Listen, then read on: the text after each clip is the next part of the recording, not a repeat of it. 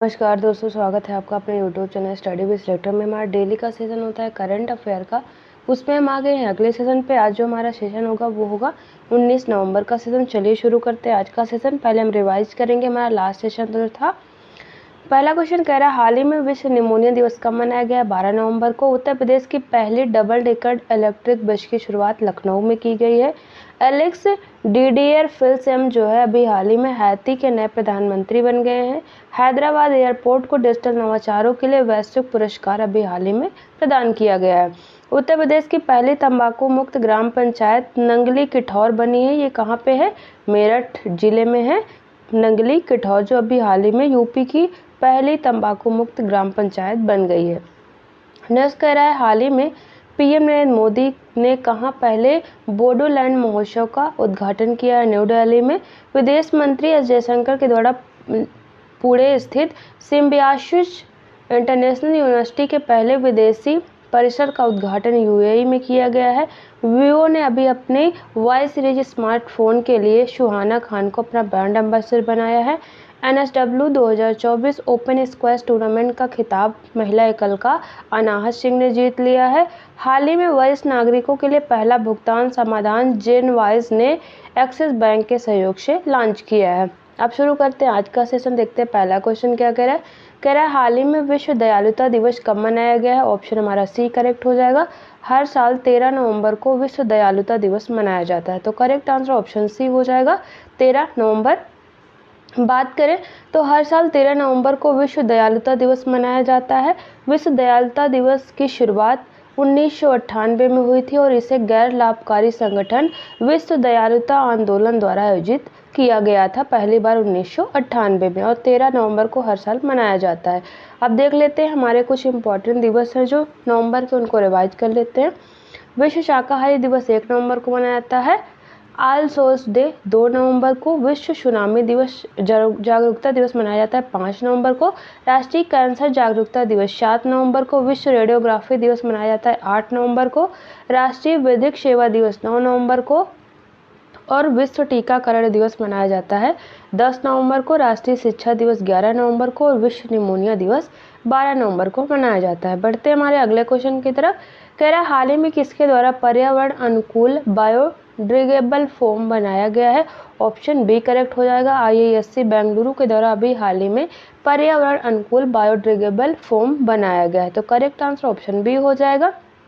बात करें तो भारतीय विज्ञान संस्थान के शोधकर्ताओं ने एक बायोडिग्रेडेबल फोम विकसित किया है। यह पारंपरिक fast moving consumer goods packaging में इस्तेमाल होने वाली प्लास्टिक सामग्री का एक टिकाऊ विकल्प प्रदान करता है। वर्तमान में वार्षिक उत्पादित 2.3 मिलियन टन प्लास्टिक फोम में से 1% से भी कम को रिसाइकिल किया जाता है। इस फोम को यांत्रिक रूप से पुनः संसाधित किया जा सकता है। इसे पर्यावरण के अनुकूल विलायक में घोला भी जा सकता है। ये जो बायोफोम है इसको 80 डिग्री सेल्सियस पर पर्यावरण के अनुकूल विलायक के संपर्क में आने पर 3 घंटे के भीतर जो है ये विघटित हो जाएगा। इस सामग्री में चाय की पत्तियों से निकाले गए पॉलीफेनॉल आधारित हार्डनेस के साथ इपॉक्सीडाइज्ड फैटी एसिड है उसका उपयोग किया गया है। आगे बढ़ते हैं, रिवाइज करते हैं हमारे कुछ करंट के क्वेश्चन जो प्रीवियस मंथ के हैं। पहला कह रहा है इंडिया AI और मेटा ने जोधपुर के भारतीय प्रौद्योगिकी संस्थान IIT में सेंटर फॉर जनरेटिव AI सृजन स्थापित करने की घोषणा की है। IIT मद्रास में शुरू की गई अग्निकुल कॉस्मोस नामक कंपनी ने पूरी तरह से 3D प्रिंटेड इंजन से चलने वाले दुनिया के पहले रॉकेट अग्निबाण SORTED को सुरक्षित रूप से लॉन्च किया है। देश का पहला हाइड्रोजन थेरेपी केंद्र IIT कानपुर में शुरू किया गया है। IIT दिल्ली ने भारत के लिए हाई रेजोल्यूशन वाला पहला भूस्खलन जोखिम मानचित्र बनाया है। हाल ही में हिंदुस्तान जिंक लिमिटेड ने एशिया का पहला low carbon green zinc eco zone launch किया है। भारत बायोटेक इंटरनेशनल लिमिटेड ने हैजा के नए टीके के लॉन्च की घोषणा की है। IIT इंदौर ने वास्तविक समय में लोकेशन ट्रैकिंग हेतु जूते का निर्माण किया और IIT जोधपुर ने त्वरित रोग पहचान वाले नैनो सेंसर जो है उसका भी हाल ही में आविष्कार किया है। अगला क्वेश्चन देखते हैं, कह रहे हाल ही में अनुराग श्रीवास्तव को किस देश में भारत का अगला उच्चायुक्त नियुक्त किया गया है। ऑप्शन ए करेक्ट हो जाएगा। अभी हाल ही में मॉरिशस में अनुराग श्रीवास्तव को भारत का अगला उच्चायुक्त नियुक्त किया गया है। तो हमारा करेक्ट आंसर क्या हो जाएगा, ऑप्शन ए हो जाएगा, मॉरिशस।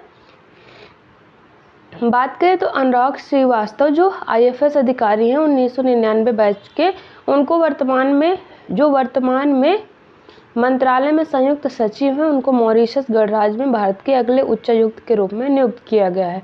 बात करें राजधानी क्या है मॉरिशस की, पोर्ट लुइस, और यहाँ की मुद्रा है मॉरिशियाई रुपया। यहाँ पर आप मैप देख सकते हैं, मॉरिशस का मैप यहाँ पर है। आगे बढ़ते हैं, देखते हैं कुछ जो अभी हाल ही में भारत के उच्चायुक्त या राजदूत दूसरे देशों में नियुक्त किए गए हैं। कुमार तुहिन को नीदरलैंड में भारत का राजदूत नियुक्त किया गया। विजय मोहन क्वात्रा अमेरिका में बने हैं। नीलाक्षी शाह सिन्हा आर्मेनिया गणराज्य में भारत की राजदूत हैं। एम श्रीधरन अजरबैजान में। CB जॉर्ज मार्शल द्वीप गणराज्य में भारत की राजदूत हैं। Vijay Shekhar Sharma universal acceptance steering group जो है उसके राजदूत हैं। अंगोला के हैं विदुपी नायर। ऑस्ट्रेलिया में है गोपाल बागले। रूस में है विनय कुमार। इराक में जो भारत के राजदूत है सौमेदु बागची। नेक्स्ट है इराक। नाइजर में है सीताराम मीणा। म्यांमार में है अभय ठाकुर। ऑस्ट्रिया में भारत के राजदूत हैं शंभू एस कुमारन। चिली में है अभिलाषा जोशी। क्यूबा में है आर्मस्ट्रांग चांगसन। और संजीव कुमार सिंगला जो है वो फ्रांस में भारत के राजदूत हैं। ये अभी हाल ही में 2024 में ये नियुक्तियां की गई हैं। आगे देखते हैं, अगला क्वेश्चन कह रहा है हाल ही में किस मंत्रालय के द्वारा know your medicine app launch किया गया है। ऑप्शन बी करेक्ट हो जाएगा। खेल एवं युवा मंत्रालय के द्वारा अभी हाल ही में know your medicine app launch किया गया है। तो करेक्ट आंसर हमारा ऑप्शन बी हो जाएगा। बात करें तो केंद्रीय युवा मामले और खेल मंत्री डॉक्टर मनसुख मंडाविया ने खेलों में डोपिंग के खिलाफ लड़ाई को मजबूत करने के लिए नो योर मेडिसिन ऐप का शुभारंभ किया है। यह ऐप खिलाड़ियों, कोचों और पूरे खेल समुदाय को डोपिंग रोकने के लिए जागरूक करने और सही दिशा में मार्गदर्शन देने के उद्देश्य से अभी हाल ही में शुरू किया गया है। अब देखते हैं हमारे करंट के क्वेश्चन रिवाइज करते हैं। भारतीय उद्योग मंत्रालय ने 11 सितंबर 2024 को भारत मंडपम नई दिल्ली में PM इलेक्ट्रिक ड्राइव क्रांति इन इनोवेटिव व्हीकल एनहांसमेंट यानी PME ड्राइव योजना शुरू की है।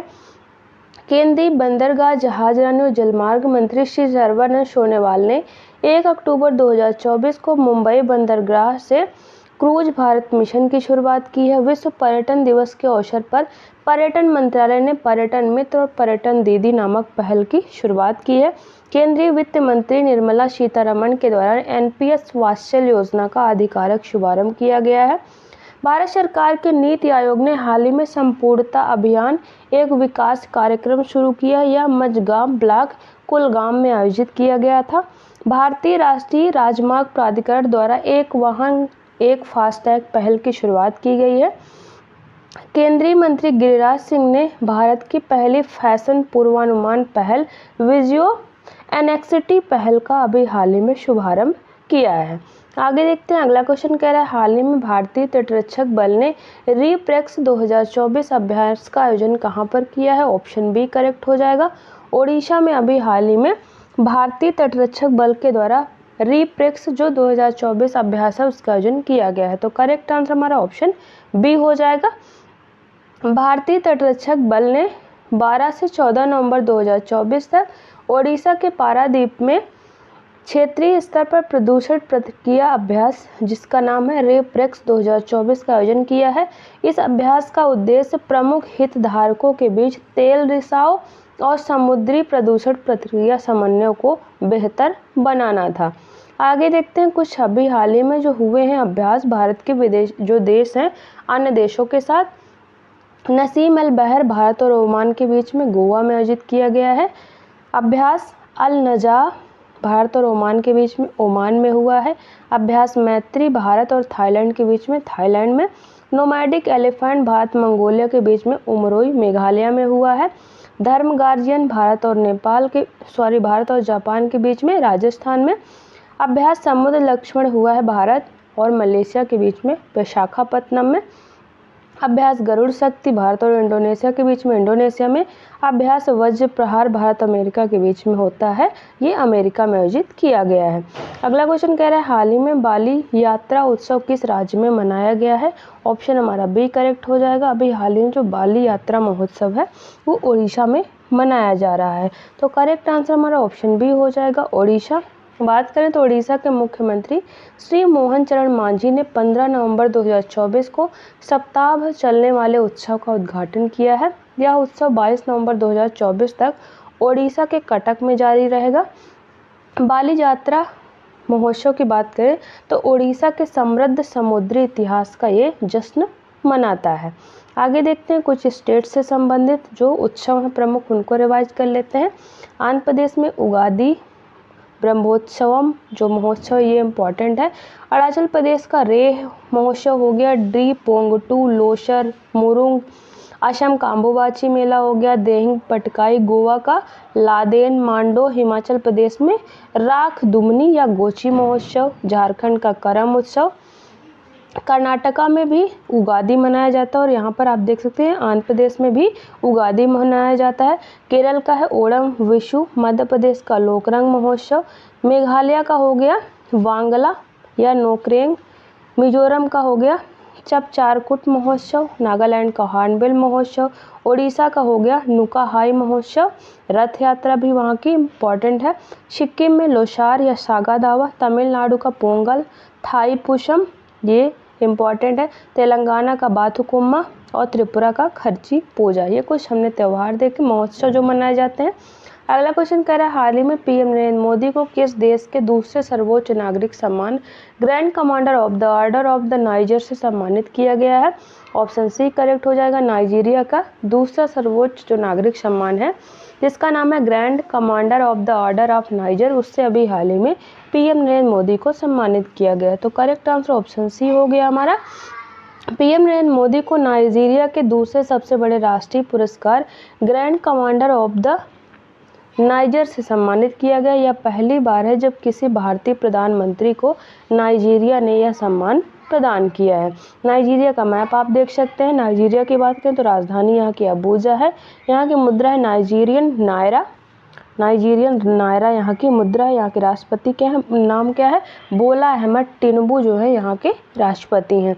आगे देखते हैं कुछ पीएम नरेंद्र मोदी को जो दूसरे कंट्री के द्वारा सम्मान दिए गए हैं उनको रिवाइज करते हैं। पीएम नरेंद्र मोदी को रूस का सर्वोच्च नागरिक सम्मान Order of Saint Andrew the Apostle से सम्मानित किया गया है। पीएम नरेंद्र मोदी को Grand Cross of the Legion of Honour से सम्मानित किया गया जो सैन्य या नागरिक आदेशों में सर्वोच्च फ्रांसीसी सम्मान है। पीएम नरेंद्र मोदी को भूटान के सर्वोच्च नागरिक पुरस्कार order of the Duke Gyalpo से सम्मानित किया गया है। मिस्र के राष्ट्रपति अब्देल फतेह अल सीसी ने पीएम नरेंद्र मोदी को मिस्र के सर्वोच्च राजकीय सम्मान ऑर्डर ऑफ नाइल से सम्मानित किया है। पापुआ न्यू गिनी के गवर्नर जनरल सर बाब दादाई ने पीएम मोदी को grand companion of the order of लोगोहू से सम्मानित किया है। पीएम नरेंद्र मोदी को उनके वैश्विक नेतृत्व के सम्मान में फिजी के सर्वोच्च सम्मान companion of the order of Fiji से सम्मानित किया गया है। डोमिनिका ने पीएम नरेंद्र मोदी को अभी हाल ही में अपना सर्वोच्च राष्ट्रीय सम्मान दिए जाने की घोषणा की है। अगला क्वेश्चन देखते हैं, कह रहा है हाल ही में किसे दुबई स्पोर्ट काउंसिल का खेल राजदूत बनाया गया है? ऑप्शन सी हमारा करेक्ट हो जाएगा। अभी हाल ही में सानिया मिर्जा और हरभजन सिंह दोनों को दुबई स्पोर्ट्स काउंसिल का खेल राजदूत बनाया गया है, तो हमारा करेक्ट आंसर ऑप्शन सी हो जाएगा। बात करें तो दुबई स्पोर्ट काउंसिल ने पूर्व भारतीय क्रिकेट खिलाड़ी हरभजन सिंह और महिला टेनिस खिलाड़ी सानिया मिर्जा को खेल राजदूत नियुक्त किया है। वे दुबई स्पोर्ट काउंसिल द्वारा नियुक्त 4 खेल आइकन में रूसी खबीब नूरमगोदेव और फ्रांसीसी फुटबॉल खिलाड़ी पैट्रिस एवरा के साथ शामिल हो गए हैं। तो हरभजन सिंह और सानिया मिर्जा को खेल राजदूत बनाया गया है दुबई स्पोर्ट्स काउंसिल में, तो करेक्ट आंसर हमारा हरभजन सिंह और सानिया मिर्जा हो जाएगा। अब देख लेते हैं कुछ जो एम्बेसडर हमारे उनसे संबंधित करंट के क्वेश्चन। फिट इंडिया मूवमेंट के ब्रांड एम्बेसडर कौन है? नरेंद्र कुमार यादव हैं। बोट के ब्रांड एम्बेसडर रणवीर सिंह। बेटी बचाओ बेटी पढ़ाओ की ब्रांड एम्बेसडर पिंकी हैं। बिसलेरी के brand ambassador Deepika Padukone. Hyundai motor India जो है उसकी नई ब्रांड एम्बेसडर भी दीपिका पादुकोण है। युवा मतदाता जागरूकता एम्बेसडर कहाँ के लिए? जम्मू कश्मीर के लिए सुरेश रैना है। इस SBI के नए ब्रांड एम्बेसडर MS धोनी बने हैं। बंगाल राज्य का ब्रांड एम्बेसडर सौरभ गांगुली को बनाया गया है। हेनरी हार्विन एजुकेशन का ब्रांड एम्बेसडर चेतन भगत बने हैं। स्टार स्पोर्ट का ब्रांड एम्बेसडर जो है ऋषभ पंत को बनाया गया। वाईकॉम 18 के नए ब्रांड एम्बेसडर MS धोनी बने हैं। गुची जो ब्रांड है उसके ब्रांड एम्बेसडर कौन बनी है? आलिया भट्ट बनी। और अभी आपको याद हो कल ही हमने आपको बताया वीवो का जो Y सीरीज स्मार्टफोन है उसका एम्बेसडर सुहाना खान को बनाया गया है। आगे देखते हैं अगला क्वेश्चन कह रहा है हाल ही में 38वें लीड्स इंटरनेशनल फिल्म फेस्टिवल में किस फिल्म ने सर्वश्रेष्ठ फिल्म का पुरस्कार जीता है? ऑप्शन बी करेक्ट हो जाएगा। द फेबल जो है उसने 38वें लीड्स इंटरनेशनल फिल्म फेस्टिवल में सर्वश्रेष्ठ फिल्म का पुरस्कार जीता है। तो हमारा करेक्ट आंसर ऑप्शन बी हो जाएगा। अभिनेता मनोज बाजपेयी की फिल्म द फेबल को ब्रिटेन में आयोजित 38वें लीड्स इंटरनेशनल फिल्म फेस्टिवल में सर्वश्रेष्ठ फिल्म का पुरस्कार मिला है। यह फिल्म लेखक निर्देशक राम रेड्डी द्वारा निर्देशित है और इसे कॉन्स्टेलेशन फीचर फिल्म प्रतियोगिता में सम्मानित किया गया है। आगे देखते हैं अवार्ड देख लेते हैं फिल्म से संबंधित। आईफा अवार्ड 2024 की बात करें सर्वश्रेष्ठ फिल्म एनिमल है। सर्वश्रेष्ठ अभिनेता शाहरुख खान जवान मूवी के लिए। सर्वश्रेष्ठ अभिनेत्री रानी मुखर्जी बनी। सर्वश्रेष्ठ निर्देशक विधु चोपड़ा 12th फेल के लिए। सर्वश्रेष्ठ सहायक अभिनेता अनिल कपूर फिल्म एनिमल के लिए। सर्वश्रेष्ठ सहायक अभिनेत्री शबाना आजमी राखी और रानी की प्रेम कहानी के लिए। Best actor in negative role जो है किसको दिया गया? बॉबी देओल को एनिमल मूवी के लिए। आप देख लेते हैं 70वें राष्ट्रीय फिल्म पुरस्कार। सर्वश्रेष्ठ फीचर फिल्म का पुरस्कार आटम को दिया गया। सर्वश्रेष्ठ अभिनेता ऋषभ शेट्टी। सर्वश्रेष्ठ अभिनेत्री नित्या मेनन और मानसी पारेख। सर्वश्रेष्ठ निर्देशक सूरज बड़जात्या। सर्वश्रेष्ठ सहायक अभिनेत्री नीना गुप्ता। सर्वश्रेष्ठ सहायक अभिनेता पवन मल्होत्रा बने हैं। और सर्वश्रेष्ठ हिंदी फिल्म कौन सी? गुलमोहर। सर्वश्रेष्ठ पंजाबी फिल्म बागी धी है और सर्वश्रेष्ठ ओडिया फिल्म है दमन। तो हमने कुछ अवार्ड देखे। आगे बढ़ते हैं अगला क्वेश्चन कह रहा है हाल ही में मिस यूनिवर्स 2024 का खिताब किसने जीता है? ऑप्शन बी करेक्ट हो जाएगा। विक्टोरिया कजेर ने अभी हाल ही में मिस यूनिवर्स 2024 का खिताब जीता है। तो करेक्ट आंसर ऑप्शन बी हो जाएगा। बात करें तो इस बार मिस यूनिवर्स 2024 का खिताब मिस डेनमार्क यानी डेनमार्क की हैं ये विक्टोरिया कजेर जिनको मिला है। पिछले साल की मिस यूनिवर्स रही निकारागुआ की सेनिस पालासियोस ने अपने हाथों से विक्टोरिया कजेर के सिर पर ताज सजाया है। इस साल का मिस यूनिवर्स 2024 प्रतियोगिता का 73वां संस्करण था जो कहाँ पर? एरिना जो मैक्सिको सिटी मैक्सिको में आयोजित किया गया था। कंपटीशन में 125 देशों की प्रतियोगिताओं ने हिस्सा लिया था और इंडिया की तरफ से किसने इसमें पार्टिसिपेट किया था? रिया सिंघा ने जो टॉप 20 से बाहर हो गई थी। आगे देखते हैं अब रिवाइज कर लेते हैं कुछ करंट क्वेश्चन। मध्य प्रदेश की निकिता पोरवाल को 16 अक्टूबर को मुंबई में फेमिना मिस इंडिया 2024 का ताज पहनाया गया है। मुंबई में आयोजित एक भव्य समारोह में चेक गणराज्य की क्रिस्टीना प्रेजिस्कोवा को नई मिस वर्ल्ड 2024 का ताज पहनाया गया है। रिया सिंघा को मिस यूनिवर्स इंडिया 2024 का ताज पहनाया गया है। अमेरिका के कंप्यूटर सूचना प्रणाली की छात्रा ध्रुवी पटेल को मिस इंडिया वर्ल्ड वाइड 2024 का विजेता घोषित किया गया है। 60 वर्षीय एलेंड्रादा मारिशा रोड्रिग्ज जो है उन्होंने मिस यूनिवर्स ब्यूनस आयर्स 2024 का खिताब जीता है। इस तरह जो हमारे ऑब्जेक्टिव टाइप के क्वेश्चन होते हैं वो खत्म होते हैं। एक क्वेश्चन लास्ट वीडियो में आपसे पूछे तो इसका आंसर देखते हैं। क्वेश्चन था हाल ही में राष्ट्रपति द्रौपदी मुर्मू ने कहाँ स्वामी विवेकानंद विद्या स्कूल जो है उसका उद्घाटन किया है? ऑप्शन बी करेक्ट हो जाएगा। सिलवासा में किया गया उद्घाटन। अब एक क्वेश्चन डेली आपसे पूछते हैं जिसका आंसर आपको मैं कमेंट बॉक्स में देना होता है। क्वेश्चन कह रहा है हाल ही में विदेश मंत्री ने पुणे स्थित सिम्बायोसिस इंटरनेशनल यूनिवर्सिटी के पहले विदेशी परिसर का उद्घाटन कहाँ किया है? Option A Saudi Arab, option B UAE, option C Australia, option D Sri Lanka. तो इसका आंसर आप हमें कमेंट बॉक्स में जरूर दें। इस तरह जो हमारा डेली का सेशन होता है वो खत्म होता है। यहाँ पर हमारे टेलीग्राम चैनल का लिंक दिया है। यहाँ पर डेली सेशन की PDF आपको एकदम फ्री में अवेलेबल मिल जाएंगी। साथ में सारे क्वेश्चन के आंसर रहते हैं, जिससे आपको रिवीजन में आसानी होगी। और यदि आपने अभी तक हमारे चैनल स्टडी विद श्वेता को सब्सक्राइब नहीं किया तो प्लीज़ सब्सक्राइब कर ले, बेल आइकन जरूर प्रेस करें। सबसे पहले हमारे वीडियो को नोटिफिकेशन आप तक पहुँचता रहे। आपको हमारा वीडियो पसंद आए तो वीडियो को लाइक करें, दोस्तों तक जरूर शेयर करें। चलिए मिलते हैं आपसे नेक्स्ट वीडियो में, तब तक के लिए थैंक यू।